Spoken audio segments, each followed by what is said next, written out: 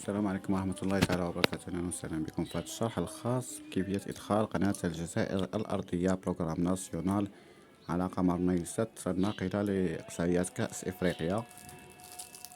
كما كتشوف معايا أول حاجة كنمشيو للتردد قناة الجزائرية الأرضية، أنا سبق وأدخلته، وهذا بروغرام ناسيونال كما كتشوفوا معايا.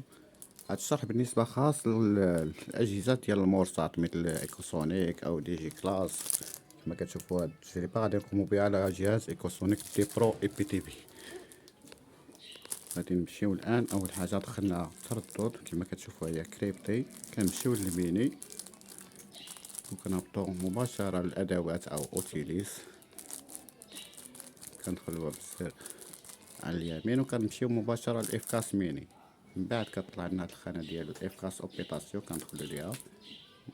مرة أخرى كي مانجمنت كندخلو ليها، كنلقاو كي إيديتور كما كتشوفوا، كندخلو لكي إيديتور كنقلبو على البيس. فوالا البيس، كندخلو مباشرة للبيس كنضغطو عليها كيعطينا هاد الخانة. نتوما أول حاجة ملي كتدخلو كتعطيكم هنايا خاوية كما كتشوفوا. أنا غنمسح هاد الكود اللي مكتوب هنا، كتكون على هاد الشكل هذا.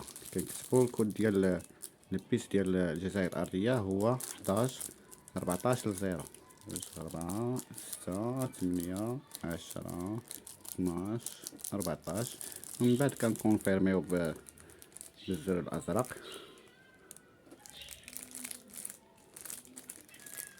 على هاد الشكل هذا.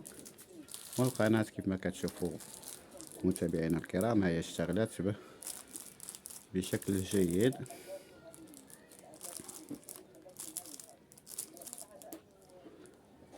كما كتشوفوا هذا هو التردد ديالها 11680 29500 على القناة الجزائرية الأرضية الناقلة لكأس إفريقيا. فرجة ممتعة وتمنعنا نكون فتناكم ولو بالقليل. تحياتي للجميع، ومتنساوش معكم الضغط على زر الاشتراك.